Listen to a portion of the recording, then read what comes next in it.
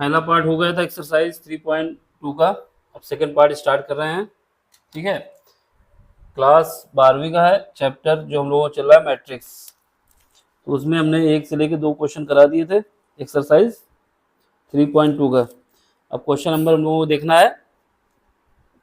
कौन सा क्वेश्चन है? Question number 3।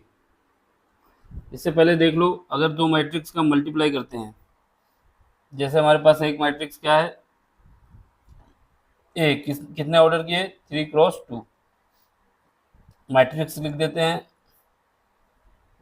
3x मतलब वो है कि 3 रो है 2 कॉलम है। तो यहाँ लिख देते हैं A B C D E F. ये एक मैट्रिक्स हो गई जिसकी 2 रो हैं और सॉरी 3 रो हैं और 2 कॉलम हैं। दूसरी मैट्रिक्स क्या है? बी, जिसका ऑर्डर कितना है? 2x1 है। ठीक है, ये लिख देते हैं क्या है, जिसमें 2 रो हैं 1 कॉलम है, एक्स वाई। अब इन दो मैट्रिक्स का मल्टीप्लाई करना चाहते हैं।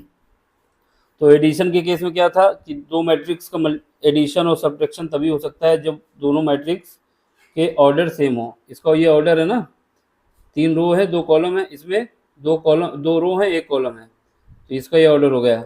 रो क्या होती है? हॉरिजॉन्टल जो मेजरमेंट किया जाता है, ये रो है, ये भी रो है और ये रो है, और जो वर्टिकल होता है ये कॉलम होता है। ये कॉलम है, ये कॉलम है। ठीक है, तो ऐसे ही इसमें कितनी रो है? 1 रो 2 रो 1 कॉलम केवल। ठीक, तो अब यहाँ पे देख लो, यहाँ पे हमें क्या करना है, ये हटा देते हैं जरा। तो हमें इन लोगों का मल्टीप्लाई करना है। ठीक, 1 मिनट, सभी हटा जाएगा, फिर से लिख देते हैं। ये कॉलम और रो बता दिए, इसके क्या एलिमेंट थे?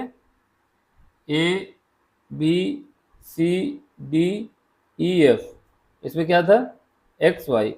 इन दोनों को मल्टीप्लाई करना है। तो हमने बताया कि इनका मल्टीप्लिकेशन तभी संभव है, मतलब तभी हो सकता है अगर अगर ये जो इनका ऑर्डर है 3x2 और जो बी है वो क्या है? उसका ऑर्डर है,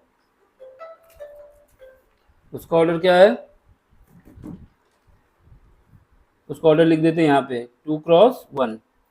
अगर इस मैट्रिक्स का मल्टीप्लिकेशन तभी हो सकता है जब पहली मैट्रिक्स जिसका मल्टीप्लाई कर रहे हैं, हमको निकालना क्या है? ए इंटू बी।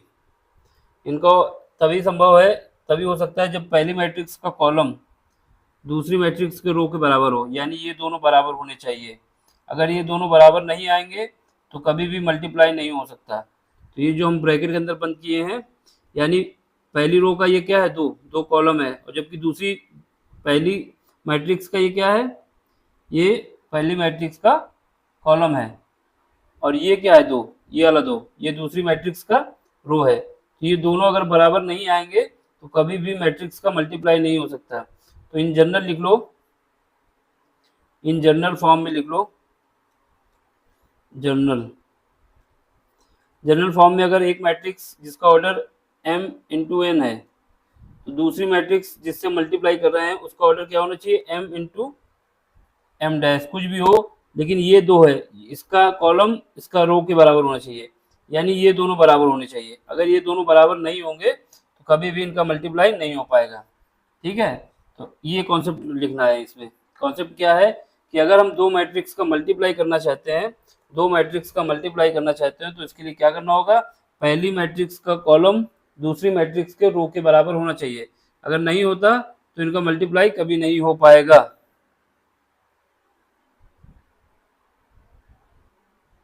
ठीक है, तो चलो फिर, ये हो गया इतना कॉन्सेप्ट। ये कॉन्सेप्ट बहुत इंपॉर्टेंट है। अगर हमें दो मैट्रिक्स का मल्टीप्लाई करना है तो पहली मैट्रिक्स जिससे, जैसे हमने ए और बी का मल्टीप्लाई करना चाहते हैं, तो ये पहली मैट्रिक्स होगी, ये दूसरी मैट्रिक्स होगी। तो पहली मैट्रिक्स का जो कॉलम है दूसरी मैट्रिक्स के रो के बराबर होना चाहिए। अगर नहीं होता तो इनका मल्टीप्लाई नहीं हो पाएगा। इतना कॉन्सेप्ट याद रखो। आगे क्वेश्चन का सोल्यूशन देखते हैं जो क्वेश्चन हमको दिया गया है। ठीक, अगर दो मैट्रिक्स का मल्टीप्लाई करना चाहते हैं तो पहली मैट्रिक्स के जितने कॉलम है दूसरी मैट्रिक्स में उतनी रो होनी चाहिए, और उसके बाद जो इसका ऑर्डर आएगा क्या आएगा? जो रिमेनिंग बचा, तो जब ऑर्डर आएगा दिखा देंगे। ठीक, तो ये नोट में लिख लेना, इस साइड पे लिख देते हैं नोट। इसके बाद क्वेश्चन करते हैं। नोट में क्या लिखना है, एक मैट्रिक्स हमारा क्या है, एक इस मैट्रिक्स पे ही लिख देते हैं, ए पे मैट्रिक्स ए है, उसमें कितने एलिमेंट है ये बात की बात है। इसका ऑर्डर हमारा क्या है, m क्रॉस n। दूसरा मैट्रिक्स है, दूसरा मैट्रिक्स बी है, बी आई जे, जितने भी एलिमेंट हो उसके बाद। इसका ऑर्डर क्या है, यहाँ पे लिख देते हैं m1 n1। ठीक है, तो अगर इनका मल्टीप्लाई करना चाहते हैं, यानी ए आई जे मल्टीप्लाई करना चाहते हैं इससे बी आई जे, तो ये तभी संभव है इफ इट इज पॉसिबल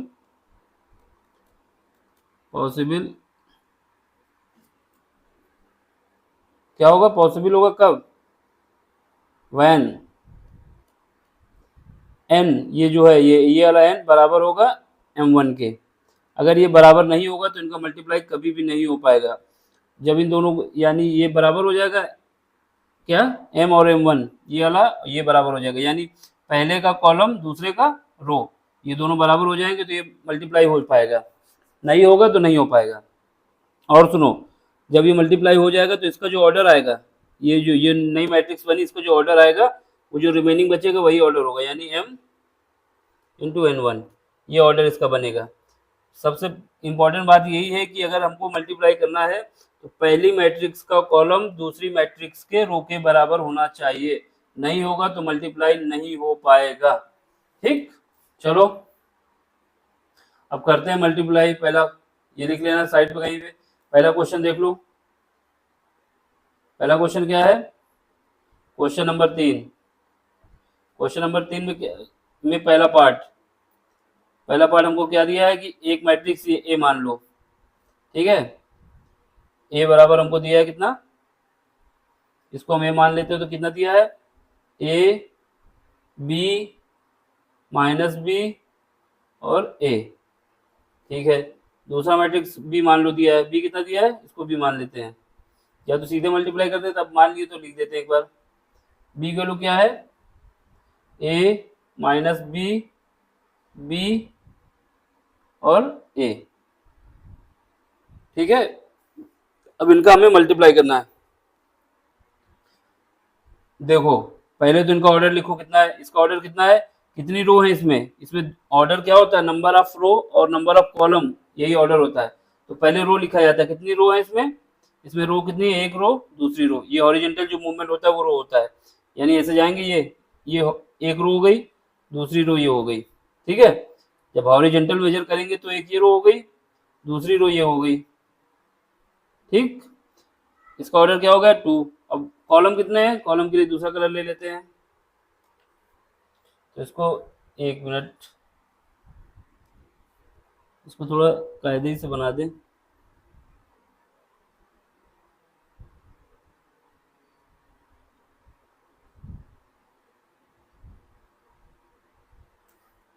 देख लो, कलर चेंज कर देंगे बाद में, रो को अलग से दिखाएंगे और उसको अलग दिखाएंगे। तो यहाँ पे कितना एलिमेंट था, ए बी और माइनस ये बी था। ठीक है, और ये ए था। अब इसका हमको क्या दिखाना है, नंबर ऑफ रो कितनी है, तो कलर देख लेना, जो ग्रीन कलर से है वो रो कहलाएगा। तो ये हॉरिजॉन्टल जो मूवमेंट होगा ये हम लोगों का रो होता है, ये रो है, एक रो हो गई, दूसरी रो ये हो गई। मैट्रिक्स ए में हो रहा है तो हमने 2 लिख दिया। ऑर्डर क्या होता है, नंबर ऑफ रो और नंबर ऑफ कॉलम। अब कॉलम देख लो दूसरे कलर से, कॉलम के लिए ये कलर है, तो कॉलम क्या होगा, वर्टिकल जो होगा, तो ये देखो एक कॉलम ये हो जाएगा, ठीक है, दूसरा कॉलम ये हो जाएगा। कितने कॉलम है, 2 कॉलम है, तो क्या लिख दोगे, क्रॉस 2, ये इसका ऑर्डर हो गया 2 क्रॉस 2, यानी 2 रो हो गई, 2 कॉलम हो गया। अब सेकंड में आ जाओ, बी में देखो, पहले रो दिखाओ कितनी है, ये जो हॉरिजॉन्टल मूवमेंट होता है ये रो होता है। ठीक, एक रो हो गई, दूसरी रो ये है, ठीक है, ये 2 रो हो गई, तो यहाँ लिख दो 2। ठीक, अब क्या है, नंबर ऑफ कॉलम देखो कितने हैं, जो वर्टिकल होता है वो कॉलम होता है, ये बनाना नहीं है, ये हम बता रहे हैं इस वजह से, ये हमारा क्या हो गया, कॉलम हो गया। अगर लिखना चाहो तो लिख दो ये कॉलम है, और ये ग्रीन से लिख देना रो, तो ये क्या हो जाएगा 2 × 2। अब इनका हमें मल्टीप्लाई करना है, तो पहले ग्रीन से लिख दो रो, जिससे आपको पता रहे। तो यहाँ पे जो ग्रीन है ये बता रहा है मेरा रो को, कहाँ पे लिखते हैं, इधर ही देख लो, ये रो है। ठीक है, अब हमें क्या करना है, इनका मल्टीप्लाई करना है। हमने बताया इनका मल्टीप्लाई तभी संभव है, तभी हो सकता है जब पहली रो का कॉलम दूसरी रो के, सॉरी, पहले मैट्रिक्स का कॉलम दूसरी मैट्रिक्स के रो के बराबर हो। तो पहली मैट्रिक्स का कॉलम कितना है, 2 है, दूसरी मैट्रिक्स का रो कितना है, 2 है, यानी 2 बराबर 2 है, तो इसका मतलब क्या है, इसका मल्टीप्लाई हो सकता है। तो ये दोनों बराबर हैं, ठीक है, इसलिए इनका मल्टीप्लाई हो सकता है, इसलिए क्या लिखोगे, a इंटू बी।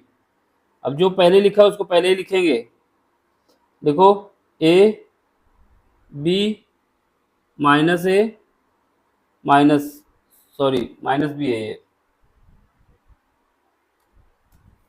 ये माइनस बी है,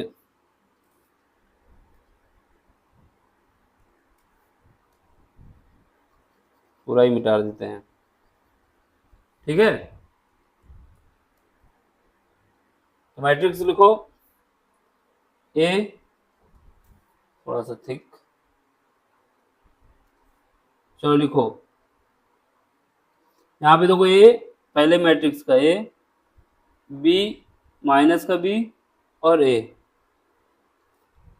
अब बी मैट्रिक्स लिख दो, ए माइनस का बी, बी और ए।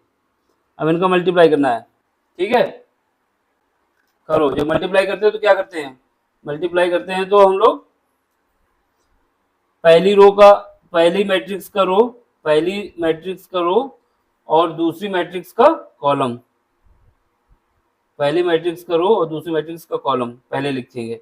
चलो इनका मल्टीप्लाई करो, तो करो इसमें, तो इसका मल्टीप्लाई होगा इसके साथ और इसका मल्टीप्लाई होगा इसके साथ, दो दिखा रहे ये जो मेरा कर्सर है देख लो, ए का मल्टीप्लाई ए के साथ, बी का मल्टीप्लाई बी के साथ, यानी पहली मैट्रिक्स का रो जाएंगे, दूसरी मैट्रिक्स का कॉलम, पहली मैट्रिक्स का रो जा रहे हैं, दूसरी मैट्रिक्स का कॉलम जा रहे हैं। ठीक है, चलो फिर मल्टीप्लाई करो, ए का मल्टीप्लाई ए के साथ होगा तो ए स्क्वायर हो जाएगा, ठीक है, बी का मल्टीप्लाई बी के साथ होगा तो प्लस के साथ लिख दो बी स्क्वायर। तो ये तुम्हारा पहला एलिमेंट निकल आया। ठीक है, अब दूसरा, पहली का रो दूसरी का कॉलम, पहली का रो रहेगा दूसरी का कॉलम, जितने भी कॉलम हो, तो इसमें 2 कॉलम है, तो पहले जब किया तो पहला एलिमेंट निकल आया, दूसरे में जाओ, ये हमारा ये रहेगा रो और इसका कॉलम, कॉलम देख लो, इसके लिए कलर चेंज कर दो, ये कलर लगा लो।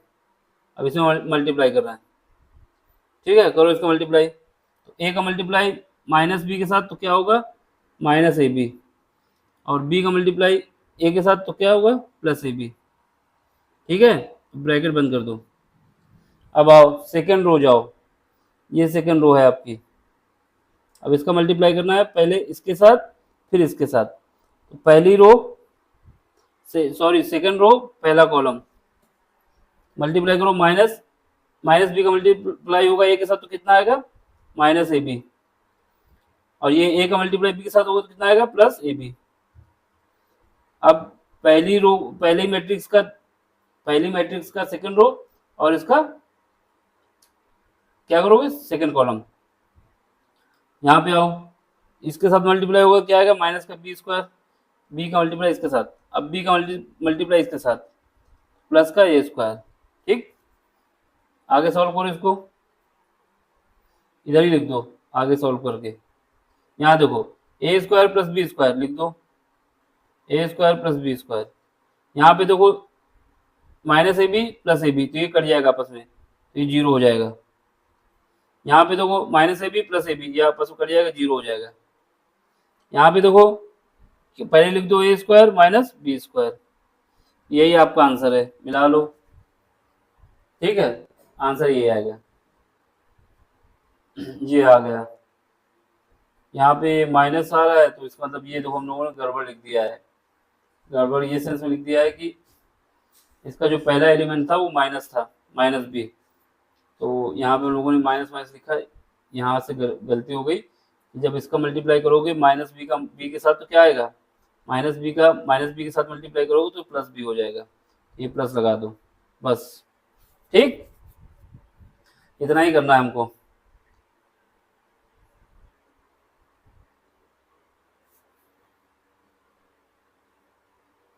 चलो अब आगे बढ़ो, अगला क्वेश्चन देखो, इसका सेकंड पार्ट।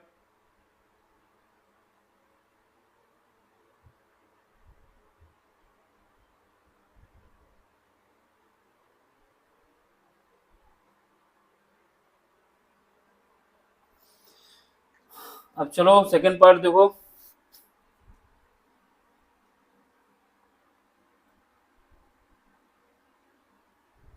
सेकंड क्वेश्चन ये देखो, क्वेश्चन नंबर सेकंड,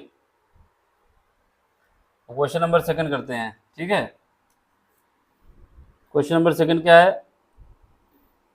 नीचे कर लेते हैं सेकंड जहाँ पे है। तो क्वेश्चन नंबर सेकंड तीसरे का,